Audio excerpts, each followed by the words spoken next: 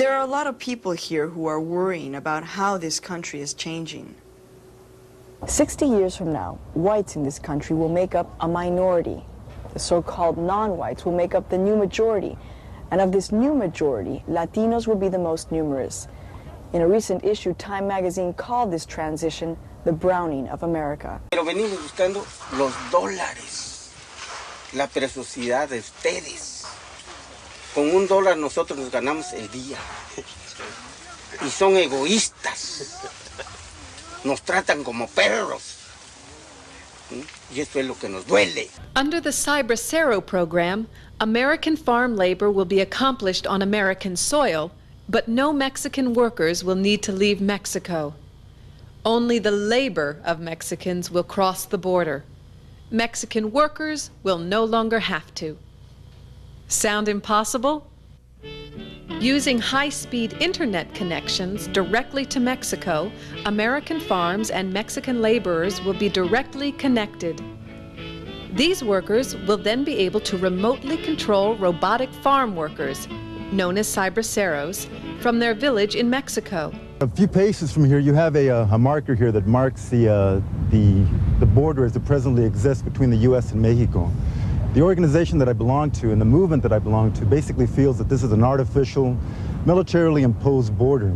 So what's going on as far as police, U.S. Immigration and Naturalization Service conflicts, and the people that I represent, that is the Chicano-Mexicano community, we basically feel that it's a manifestation of a colonial policy.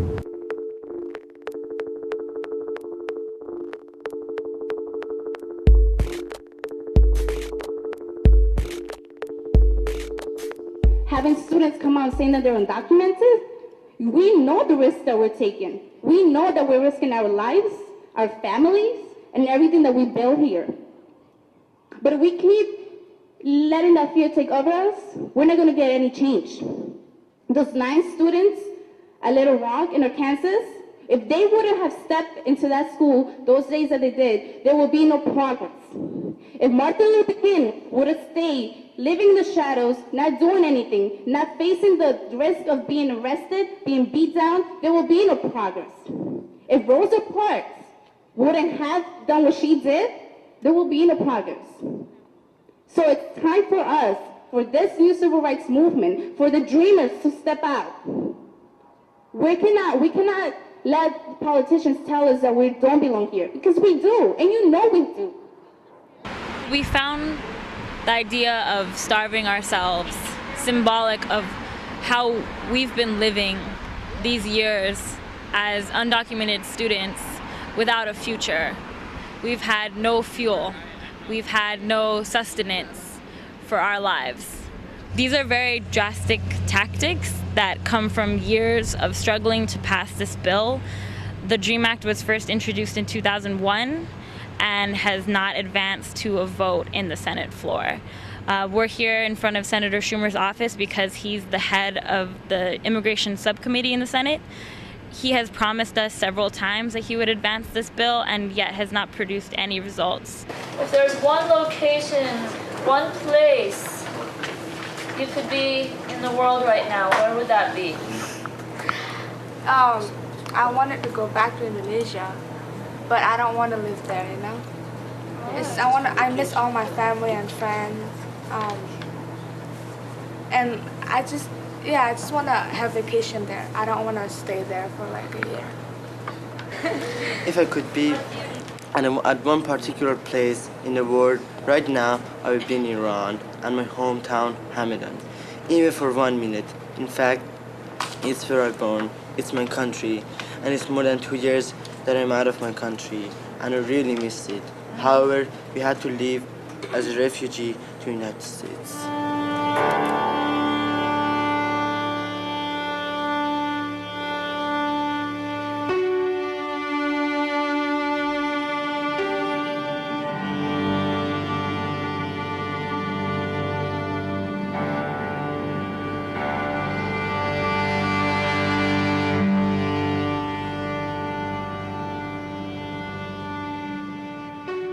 I've been to Iran twice every year for the past 3 years.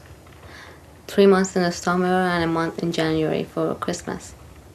So I've been here 4 months and then away for 3 months, then here 4 months and away for 1 month. I've been like packing like all the time, and I had my suitcase here and I had my suitcase. It was like I wasn't living in one place. I was living like both places.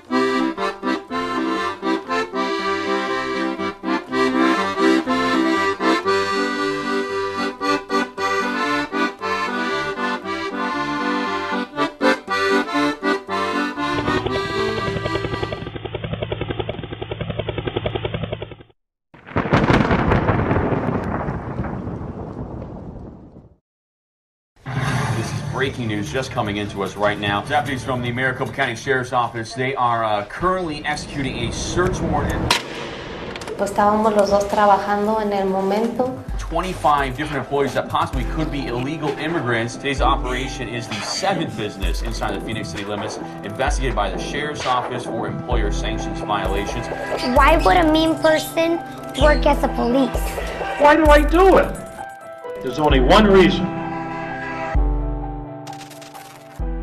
It's you.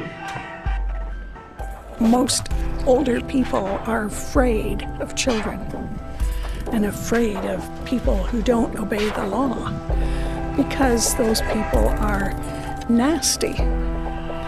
You have to be punished. It's the parents that have caused this situation, and the children suffer. Would he like us to do the same thing to his family? No. Vas a ver que vas a salir ya de ahí libre sin nada en tus manitas, mi amor, ¿qué? Está uno trabajando honradamente y le pierde uno todo en un segundo. Te quiero mucho, mami. Okay.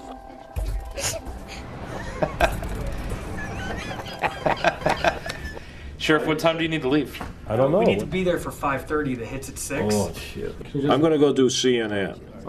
They've been begging me since I'm a publicity hound. Yeah, man. People ask me stupid questions though. People ask me, and I've told them, like, I had this friend of mine, John, goes, hey Mas, what's up with the gas prices?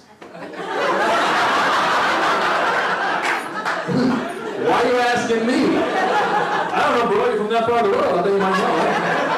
What's up? I don't know. I pay the same prices as everybody else. I do. Not like I got like a discount pump at the gas station. Right? I don't walk in and go like, Hassan, Jose, discount pump, okay, my friends. All right. My name is Leroy Grant, but you can call me AJL, and I'm from Guyana. And I moved here 5 years ago with my mom and my sister.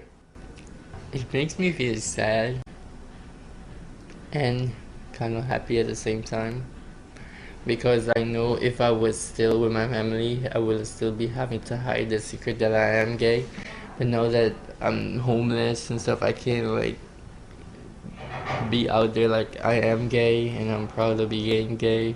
I feel much safer here because I know they could say the words, but then if they touch you, you could easily go file a report, and there's police always on the road, so I feel much safer in America right now than if I would be in Guyana and openly gay. You know, it would be a big problem.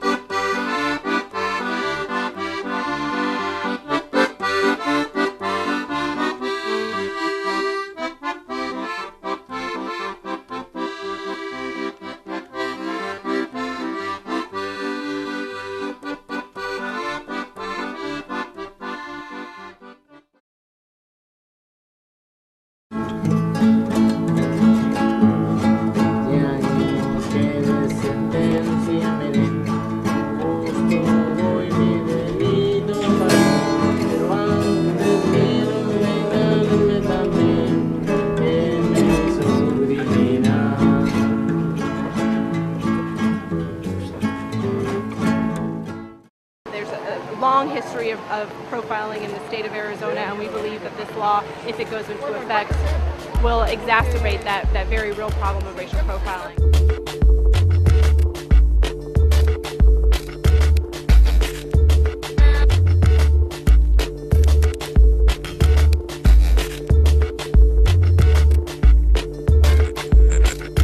Well, basically a group of people, community members who are outraged with 1070 and want to bring more attention to what's going on.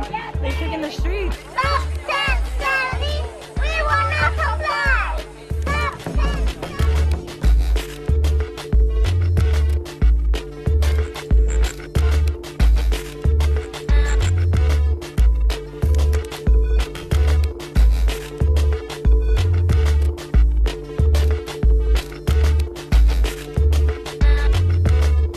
We need escalation, we need people to act, especially on July 29th is the date that this law is set to be implemented. We want people to act, to take direct action, and do what they need to do.